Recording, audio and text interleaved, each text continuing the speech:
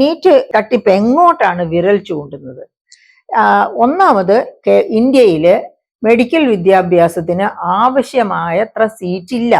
നമുക്കറിയാം, ലോക ശരാശരി ഡോക്ടർ പേഷ്യന്റ് ശരാശരി ഇന്ത്യയിൽ വളരെ താഴെയാണ്. അതുപോലെ നേഴ്സ് പേഷ്യന്റ് ശരാശരി അതും ലോക ശരാശരിയേക്കാൾ വളരെ താഴെയാണ് ഇന്ത്യയിൽ. അതെന്തുകൊണ്ടാണ്? ഇന്ത്യയിൽ ധാരാളം പേർ മെഡിക്കൽ ബിരുദം നേടുന്നു, പക്ഷെ അവരൊക്കെ മെച്ചപ്പെട്ട ജോലിയും സൗകര്യങ്ങളും ആഗ്രഹിച്ചും വെളിയിലോട്ട് പോകുന്നു. അതുകൊണ്ടാണ് അങ്ങനെ സംഭവിക്കുന്നത്. പക്ഷേ ഇന്ത്യയിൽ തന്നെ ആവശ്യത്തിന് ഡോക്ടർമാരെ കിട്ടത്തക്ക രീതിയിൽ അവരുടെ സേവന വേതന വ്യവസ്ഥകൾ മെച്ചപ്പെടുത്തണം. മെച്ചപ്പെടുത്തിയത് കൊണ്ട് മാത്രമായില്ല, എങ്കിൽ പോലും ഇവിടെ നിൽക്കാൻ ചിലപ്പോൾ കുട്ടികളെ കിട്ടിയില്ലെന്നില്ല. അപ്പൊ എന്താണ് വേണ്ടത്? ഇവിടുത്തെ റിക്വയർമെന്റ്സ് അനുസരിച്ച് ഡോക്ടേഴ്സിനെയും നഴ്സസിനെയും ഒക്കെ വാർത്തെടുക്കാൻ വേണ്ടി കൂടുതൽ മെഡിക്കൽ കോളേജുകൾ, കേന്ദ്ര ഗവൺമെന്റ് മെഡിക്കൽ കോളേജുകൾ, അതുപോലെ തന്നെ സംസ്ഥാന ഗവൺമെന്റ് മെഡിക്കൽ കോളേജുകൾ തുടങ്ങണം. സീറ്റുകളുടെ ലഭ്യത ആവശ്യത്തിന് അനുസരിച്ചുണ്ടായാൽ, നമുക്കറിയാം യുക്രൈൻ വാർ നടന്ന സമയത്തൊക്കെ, അതായത് മറ്റ് മധ്യപൂർവേഷ്യൻ രാജ്യങ്ങളിലേക്കൊക്കെ പഠിക്കാൻ പോയിരിക്കുന്ന വിദ്യാർത്ഥികൾ, റഷ്യയിലും അതുപോലെ യുക്രൈനിലും അവിടെ ഇവിടെയൊക്കെ പഠിക്കാൻ പോയിരുന്ന വിദ്യാർത്ഥികളൊക്കെ എന്തുമാത്രം പ്രശ്നം, അതും മെഡിക്കൽ ബിരുദത്തിന് വേണ്ടി പോകുന്നവർ. മാത്രവുമല്ല, ഇന്ത്യയിലെ അത്ര ക്വാളിറ്റിയുള്ള മെഡിക്കൽ പഠനമല്ല ഇത്തരം കേന്ദ്രങ്ങളിൽ നടക്കുന്നത് എന്ന് ഓർക്കണം. എന്നിട്ട് അവര് എങ്ങനെയെങ്കിലുമൊക്കെ ഒരു ടെസ്റ്റും പാസ്സായിട്ടാണ് കേരളത്തിലോ അല്ലെങ്കിൽ ഇന്ത്യയിലോ മറ്റേതെങ്കിലും രാജ്യത്തോ ഒക്കെ മെഡിക്കൽ സേവനത്തിന് വേണ്ടി പോകുന്നത്. അതൊക്കെ അപകടകരമാണ്. അപ്പൊ നമുക്ക് ചെയ്യാവുന്ന ഏറ്റവും നല്ല കാര്യം ഇന്ത്യയിൽ തന്നെ ആവശ്യത്തിന് മെഡിക്കൽ സീറ്റുകൾ ഉണ്ടാക്കുക, കൂടുതൽ മെഡിക്കൽ കോളേജുകൾ ഗവൺമെന്റ് ഓഫ് ഇന്ത്യ തുടങ്ങുക, സംസ്ഥാന ഗവൺമെന്റുകൾ തുടങ്ങുക. അങ്ങനെ മെഡിക്കൽ കോളേജുകൾ ധാരാളമായിട്ട് വരുമ്പോൾ മെഡിക്കൽ സീറ്റുകളുടെ എണ്ണവും വർദ്ധിക്കും. അങ്ങനെ മെഡിക്കൽ സീറ്റുകളുടെ എണ്ണം വർദ്ധിക്കുന്നതോടെ ഇതുപോലെ, അതായത് സീറ്റുകളുടെ എണ്ണം കുറവാണ്, മെഡിക്കൽ വിദ്യാഭ്യാസം നടത്താൻ ആഗ്രഹിക്കുന്നവരുടെ എണ്ണം വളരെ കൂടുതലും. അതുകൊണ്ടാണ് ഈ തരത്തിലുള്ള എല്ലാ അഴിമതികളും നടത്തേണ്ടി വരുന്നത്. സീറ്റിന് വേണ്ടി പണമുള്ളവർ പണം ഇറക്കുന്നു, പണമില്ലാത്തവർ കഷ്ടപ്പെട്ട് പഠിച്ച് മിടുക്ക് കാണിക്കാൻ നിവൃത്തിയില്ലാതെ, മിടുക്കരായിട്ട് പോലും മെഡിസിൻ പഠിക്കാൻ നിവൃത്തിയില്ലാതെ പുറന്തള്ളപ്പെടുന്നു. അത്തരം ഒരവസ്ഥ വരാതിരിക്കാൻ സത്യമായിട്ടും ഗവൺമെന്റാണ് ശ്രമിക്കേണ്ടത്, കേന്ദ്ര ഗവൺമെന്റും സംസ്ഥാന ഗവൺമെന്റുകളും. ഈ സാഹചര്യത്തിൽ നമുക്ക് ചൂണ്ടിക്കാണിക്കാവുന്ന വളരെ പ്രധാനപ്പെട്ട ഒരു നിയമമുണ്ട് ഇന്ത്യയിൽ. ഏതാണ് ആ നിയമം? 2017 BJP ഗവൺമെന്റ് തന്നെ കൊണ്ടുവന്ന ദേശീയ ആരോഗ്യ നയം, നാഷണൽ ഹെൽത്ത് പോളിസി 2017. 2017 ആരോഗ്യ നയത്തിന്റെ പ്രത്യേകത എന്താണ്? ആ ആരോഗ്യ നയത്തിന്റെ പ്രത്യേകത, അതായത് ലോകം മുഴുവനും അംഗീകരിക്കപ്പെട്ട, അല്ലെങ്കിൽ ഇന്ത്യയിലെ ആരോഗ്യ മേഖലയിലുള്ളവരും സാമ്പത്തിക മേഖലയിലുള്ളവരുമായ എല്ലാവർക്കും അറിയാവുന്ന ഒരു കാര്യമാണ്, ആരോഗ്യ വിദ്യാഭ്യാസ മേഖലകളിൽ ഇന്ത്യ ഗവൺമെന്റും സംസ്ഥാന ഗവൺമെന്റുകളും ചെലവഴിക്കുന്നത് വളരെ കുറവാണ്. വികസിത രാജ്യങ്ങളുമായിട്ടും ഈവൻ ചൈന പോലെയുള്ള വികസ്വര രാജ്യങ്ങളുമായിട്ടും താരതമ്യം ചെയ്യുമ്പോൾ ഇന്ത്യ വളരെ താഴ്ന്ന തരത്തിലുള്ള മുതൽ മുടക്ക് മാത്രമേ ആരോഗ്യ വിദ്യാഭ്യാസ മേഖലകളിൽ നടത്തുന്നുള്ളൂ. അപ്പോൾ അതുകൊണ്ടാണ് ഈ 2017 ദേശീയ ആരോഗ്യ നയം പ്രാധാന്യം അർഹിക്കുന്നത്. എന്താണ് അതിൽ പറഞ്ഞിരിക്കുന്നത്? അതിൽ പറഞ്ഞിരിക്കുന്നത് 2020 ആകുമ്പോഴത്തേക്കും സംസ്ഥാന ഗവൺമെന്റുകൾ അവരുടെ GSDPയുടെ 8% ആരോഗ്യ മേഖലയിൽ ചെലവഴിച്ചിരിക്കണം എന്നാണ്. അതുപോലെ തന്നെ 2022 ആകുമ്പോഴേക്കും കേന്ദ്ര ഗവൺമെന്റ് GDPയുടെ 2.5% ആരോഗ്യ മേഖലയിൽ ചെലവഴിക്കണം എന്നാണ്. 2020 കഴിഞ്ഞു, 2022 കഴിഞ്ഞു. പക്ഷെ എന്താണ് ഇന്ത്യയിൽ സംഭവിച്ചത്?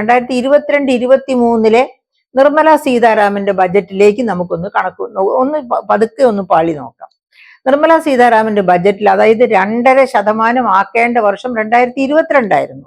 അപ്പൊ 2022-23 ബജറ്റ് ആകുമ്പോഴത്തേക്കും ഈ 2.5% എത്തിക്കണം ഹെൽത്ത് എക്സ്പെൻഡിച്ചർ. ബജറ്റില് ഹെൽത്ത് എക്സ്പെൻഡിച്ചർ, ആരോഗ്യ ചെലവ്.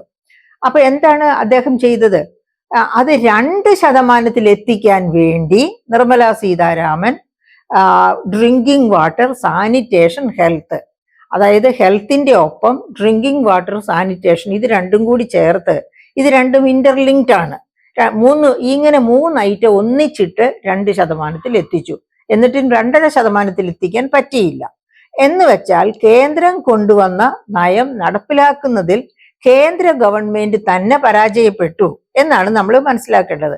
അങ്ങനെ പരാജയപ്പെട്ടു എന്ന് നമ്മൾ പറയുമ്പോൾ ഒരു വലിയ ദുരന്തം നമുക്ക് നമ്മുടെ പുറകിലുണ്ട് കാണാൻ, വീണ്ടും നമുക്ക് ഓർമ്മിക്കാൻ. എന്താണ് ആ ദുരന്തം?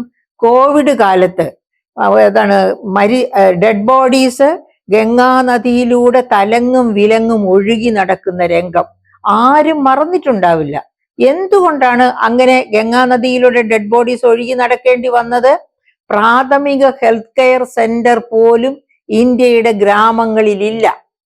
അതുകൊണ്ടാണ് ഇവർക്ക് കോവിഡ് വന്നവർക്ക് വാക്സിനേഷൻ കിട്ടാനോ ഒന്നും സൗകര്യമില്ലാതെ, വാക്സിനേഷൻ കിട്ടിയിരുന്നെങ്കിൽ ആരും മരിക്കില്ലായിരുന്നു, ലഭ്യമാകാതെ മരിച്ചു അനാഥപ്രേതം പോലെ, അതായത് കോവിഡ് ആണ് പകരും എന്നുള്ള ഭയം മൂലം ഒരു പക്ഷേ പുഴയിൽ എറിഞ്ഞ ധാരാളം ഡെഡ് ബോഡീസ് ഉണ്ടാകാം. എന്തായാലും അത് കാണിക്കുന്നത് ഇന്ത്യയിലെ ആരോഗ്യ വിഭാഗത്തിലെ മൂലധന ചെലവിന്റെ ശോച്യാവസ്ഥയാണ്. അപ്പൊ അങ്ങനെ ഒരു ശോച്യാവസ്ഥ നിലനിൽക്കുന്ന രാജ്യത്താണ് 2.5%. അതേസമയത്ത് നമ്മുടെ ഡിഫൻസിനൊക്കെ വേണ്ടി വളരെ കൂടുതലാണ്, 5%-ലൊക്കെ കൂടുതലാണ് ചെലവഴിച്ചുകൊണ്ടിരിക്കുന്നത് ഡിഫൻസിന് വേണ്ടി. 20% വരെ നമ്മൾ ഡിഫൻസിന് വേണ്ടി ചെലവഴിക്കുന്നുണ്ട്. അപ്പോഴാണ് ആരോഗ്യത്തിന് വേണ്ടി 2% പോലും ചെലവഴിക്കാതെ 2.5% എന്ന് നിയമം ഉണ്ടാക്കിയത് ഒരിടത്ത് കിടക്കുന്നു. ചെലവഴിക്കല് 2% എത്തിക്കാൻ വേണ്ടിയാണ്. ഞാൻ നേരത്തെ പറഞ്ഞതുപോലെ കുടിവെള്ളം, അതുപോലെ സാനിറ്റേഷൻ, ഈ പരിസര ശുദ്ധീകരണം, ഇത് എല്ലാം കൂടി ചേർത്തിട്ട് ഇതിനൊക്കെയുള്ള അലൊക്കേഷൻസ് എല്ലാം ചേർത്താലാണ് 2% GDP-യുടേത് ആവുക, ആ തരത്തില്. അതുപോലെ തന്നെയാണ് സംസ്ഥാന ഗവൺമെന്റുകളുടെ കാര്യം. കേന്ദ്രം 2017, അതായത് ഇത് കൺകറന്റ് ലിസ്റ്റിലാണ് ആരോഗ്യം. അപ്പൊ ഇങ്ങനെ ഒരു നിയമം കൊണ്ടുവന്നു. അത് സംസ്ഥാനത്തിനും ബാധകമാണ്. സംസ്ഥാനം 8% ചെലവഴിക്കണം എന്ന കാര്യം ഒരു സംസ്ഥാന ഗവൺമെന്റും അറിഞ്ഞ മട്ടുപോലും ഇല്ലാത്ത പോലെയാണ് സംസ്ഥാന ഗവൺമെന്റുകളുടെ ബജറ്റ് എടുത്ത് നോക്കുകയാണെങ്കിൽ നമുക്ക് മനസ്സിലാകുന്നത്.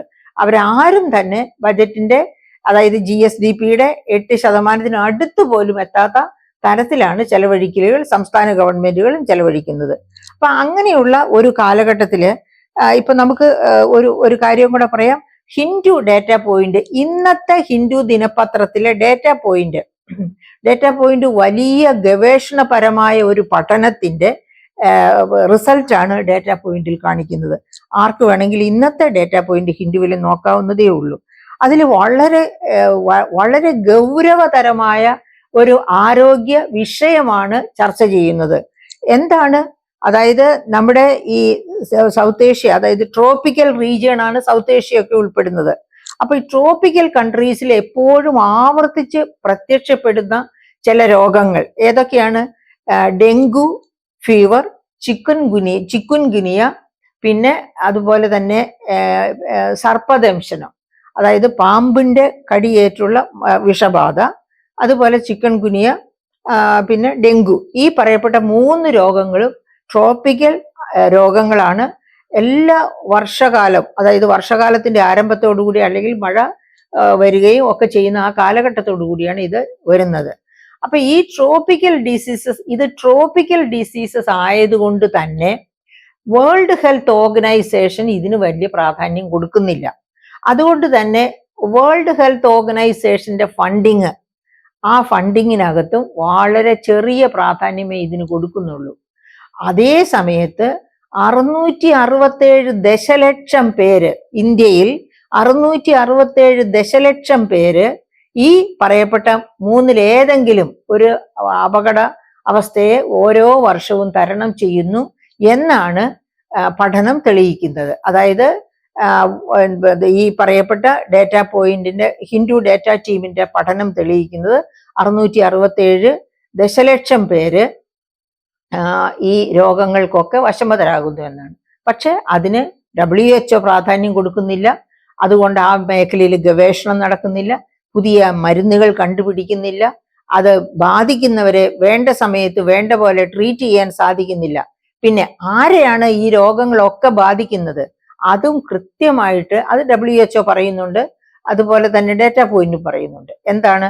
പാവപ്പെട്ടവരെയാണ് ഈ രോഗങ്ങൾ കൂടുതലായിട്ടും ബാധിക്കുന്നത്. അപ്പോൾ ഇന്ത്യയിലെ പാവപ്പെട്ടവർ എന്ന് പറഞ്ഞ തെണ്ടുൽക്കർ കമ്മിറ്റി റിപ്പോർട്ട് അനുസരിച്ചാണെങ്കിൽ ഇന്ത്യൻ പോപ്പുലേഷന്റെ 22% പിന്നെ പോവർട്ടി ലൈനിന് താഴെയുള്ളവരാണ്. ഈ പോവർട്ടി ലൈനിന് താഴെയുള്ളവർ മാത്രമല്ല, പോവർട്ടി ലൈനിന് തൊട്ട് മുകളിലുള്ളവരും ഒക്കെ തന്നെ ഈ പറയപ്പെട്ട രോഗങ്ങൾക്ക്, നമുക്കറിയാം കേരളത്തിൽ ധനികരോ ദരിദ്രരോ എന്ന ഭേദമില്ലാതെ തന്നെ ഡെങ്കിപ്പനിയും അതുപോലെ തന്നെ ഈ പറയപ്പെട്ട രോഗങ്ങളൊക്കെ തന്നെ വരുന്നുണ്ട്. അതുപോലെ പാമ്പിൻ വിഷം, അത് ഒക്കെ വലിയ അപകടങ്ങളാണ്. ഒരുപാട് അറിയാതെ പോകുന്നു, റിമോട്ട് മേഖലകളിലൊക്കെ ഇതൊക്കെ സംഭവിക്കുന്ന അറിയാതെ പോകുന്നു, റിപ്പോർട്ട് ചെയ്യാതെ പോകുന്നു, അങ്ങനെയൊക്കെയാണ്. അപ്പോൾ ഈ കാര്യം കൊണ്ട്, അതായത് ഈ ട്രോപ്പിക്കൽ ഡിസീസ് എന്ന ഡെങ്കു, ചിക്കൻ ഗുനിയ പോലെയുള്ള രോഗങ്ങളെ പ്രതിരോധിക്കാനായിട്ടും ഇന്ത്യയിൽ ധാരാളം ഗവേഷണം, മെഡിക്കൽ ഗവേഷണം നടക്കേണ്ടിയിരിക്കുന്നു. അതിനുവേണ്ട മെഡിസിൻ കണ്ടെത്തേണ്ടിയിരിക്കുന്നു. അപ്പം ഇന്ത്യയിൽ മെഡിക്കൽ രംഗത്ത് വലിയ മൂലധന ചെലവ് അനിവാര്യമായിരിക്കുന്നു. 2017 നാഷണൽ ഹെൽത്ത് പോളിസി പറയുന്ന 2.5% എന്നുള്ളത് 5% വർദ്ധിപ്പിക്കത്തക്ക രീതിയിലാണ് ഇന്ത്യയുടെ ആവശ്യം. പാരിസ്ഥിതികമായും ഇന്ത്യ താഴോട്ട് പോയിക്കൊണ്ടിരിക്കുകയാണ്. നമുക്കറിയാം, കഴിഞ്ഞ വർഷത്തെ പിന്നെ ക്ലൈമറ്റ് സമ്മിറ്റ് ഒക്കെ COP27, COP28 ഒക്കെ വടിവരയിട്ട് പറയുന്നത് പ്രീ ഇൻഡസ്ട്രിയൽ പീരീഡിലെ 1.5 ഡിഗ്രി സെൽഷ്യസിലേക്ക് ലോകം തിരിച്ചു പോകണമെന്നാണ്. പക്ഷെ ഇന്ത്യ അതിനേക്കാളൊക്കെ വളരെ അഡ്വാൻസ് ചെയ്തിരിക്കുന്നു. നമുക്കറിയാം ഉഷ്ണക്കാറ്റും ഒക്കെ കാരണം കൊണ്ട് എത്രയോ പേര് ഇന്ത്യയിൽ ഈ വർഷം മരിച്ചിരിക്കുന്നു. ഇപ്പോഴും ഡൽഹിയൊക്കെ ആ ഉഷ്ണപ്രവാഹത്തിലാണ് പെട്ടിരിക്കുന്നത്. അങ്ങനെയുള്ള ഒരു രാജ്യത്ത് പാരിസ്ഥിതികമായി നമ്മൾ അടിയറവ് പറഞ്ഞുകൊണ്ടിരിക്കുകയാണ്. അതുകൊണ്ട് തന്നെ ഈ പാരിസ്ഥിതിക പ്രശ്നങ്ങളും കൂടിക്കലരുമ്പോൾ ഇപ്പറയപ്പെട്ട രോഗങ്ങൾ, ട്രോപ്പിക്കൽ ഡിസീസസ് നമ്മളെ വേട്ടയാടും. അത് തന്നെ നമ്മുടെ സമ്പദ്ഘടനയെ താറുമാറാക്കാൻ സാധ്യമായത് ശക്തമാണ്. അതുകൊണ്ട് തന്നെ കൂടുതൽ ഇൻവെസ്റ്റ്മെന്റ്, മൂലധനം നിക്ഷേപിച്ച് ആരോഗ്യരംഗത്തെ ശക്തിപ്പെടുത്തണം. കൂടുതൽ മെഡിക്കൽ കോളേജുകൾ വരണം, കൂടുതൽ പേർ പഠിക്കണം. അതുപോലെ തന്നെ കൂടുതൽ ഗവേഷണ രംഗത്തുള്ള മൂലധന ചെലവ്. പഠിക്കാൻ കൂടുതൽ പേരുണ്ടായത് കൊണ്ട് മാത്രമായില്ല, ഗവേഷണ മേഖലയിൽ ചെലവഴിച്ച ഇത്തരം രോഗങ്ങളെ പറ്റിയും സാധ്യതകളെ പറ്റിയും അവയെ എങ്ങനെ ചെറുത്തു തോൽപ്പിക്കാം എന്നുള്ളതിനെ പറ്റിയും ഒക്കെ ശക്തമായ പഠനം നടന്നേ മതിയാവൂ. അപ്പൊ അത്തരം ഒരു കാലഘട്ടത്തിലാണ് നീറ്റ് പരീക്ഷയെ തന്നെ ഇത്ര താറുമാറാക്കിക്കൊണ്ട് ഇന്ത്യയുടെ പരീക്ഷകളുടെ വിശ്വാസ്യതയെ ലോകസമക്ഷം 0 ആക്കിക്കൊണ്ട് ഈ നീറ്റ് ക്രമക്കേടുകൾ നടന്നത്. അപ്പൊ അതിന് അതായത് സത്യം പറഞ്ഞാൽ ഇത് BJP ഗവൺമെന്റ് അഴിമതി രഹിത ഗവൺമെന്റ് എന്ന് പെരുമ്പറയടിച്ച് വോട്ട് ചോദിച്ച് നടന്ന BJP ഗവൺമെന്റിന്റെ മുഖത്തേറ്റ വലിയ ശക്തമായ പ്രഹരമാണ് ഈ നീറ്റ് അഴിമതി. അത് ലോകത്തിന്റെ മുൻപിൽ തന്നെ അങ്ങനെ നിലകൊള്ളുകയും ചെയ്യും. അപ്പോൾ നമുക്ക് തീർച്ചയായിട്ടും ഇതിന് പ്രതിവിധി കാണേണ്ടിയിരിക്കുന്നു. കൂടുതൽ മെഡിക്കൽ കോളേജുകൾ, കൂടുതൽ മെഡിക്കൽ ഗവേഷണ കേന്ദ്രങ്ങൾ എന്നിവ ഇന്ത്യയിൽ ഉണ്ടാകണം. അതിന് ഇപ്പോ ബജറ്റ് വരാൻ പോകുന്നേ ഉള്ളൂ. നിർമ്മല സീതാരാമൻ ആ ബജറ്റിലേക്ക് എന്താ പറയുക, നമുക്കുള്ള അഭിപ്രായങ്ങൾ ചോദിച്ചിട്ടുണ്ട്. എന്തൊക്കെ ഡിമാൻഡ്സ് ആണ് ഉള്ളത് എന്നുള്ളത് എനിക്ക് തോന്നുന്നു ഏതെങ്കിലും തരത്തില് ഓൺലൈനായിട്ട് തന്നെ നിർമ്മല സീതാരാമനെ അറിയിക്കാനുള്ള സാധ്യതകളുണ്ട്. അപ്പൊ അത് പ്രയോജനപ്പെടുത്തി ഈ മെഡിക്കൽ രംഗത്തുള്ള വൈദഗ്ധ്യമുള്ളവർ തീർച്ചയായിട്ടും അവരുടെ അഭിപ്രായങ്ങൾ എന്തൊക്കെയാണ് ഈ മേഖലയിൽ ഗവൺമെന്റ് ചെയ്യേണ്ടത് എന്നിങ്ങനെയുള്ള കാര്യങ്ങൾ പിന്നെ നിർമ്മല സീതാരാമനെ അറിയിച്ച് 2024-25 ബജറ്റ് ഇന്ത്യക്ക് പൂർണ്ണമായും ഗുണം ചെയ്യുന്ന തരത്തിലുള്ള ഒരു ശക്തമായ ബജറ്റ്, അതായത് ആരോഗ്യ മേഖലയെ ഹൈലൈറ്റ് ചെയ്യുന്ന ഒരു ബജറ്റ് ആയിരിക്കണം. നമ്മുടെ 2017 ആരോഗ്യ നയത്തിൽ പറയുന്ന 2.5% ഉപരി ഹെൽത്തിന് മാത്രമായിട്ട് മാറ്റിവെക്കുന്ന, ഹെൽത്ത് ഗവേഷണ മേഖലയെ പരിപോഷിപ്പിക്കുന്ന ഒരു ബജറ്റായിട്ട് വരത്തക്ക രീതിയിൽ നമുക്ക് ശ്രമിക്കാം. അതുപോലെ തന്നെ നീറ്റ് പോലെയുള്ള പരീക്ഷകളെ നടത്തുന്നുവെങ്കിൽ കുറ്റമറ്റതാക്കി നടത്തണം, അല്ലെങ്കിൽ അവയെ സംസ്ഥാനങ്ങൾക്ക് വിട്ടുകൊടുക്കുകയാണ് വേണ്ടത്.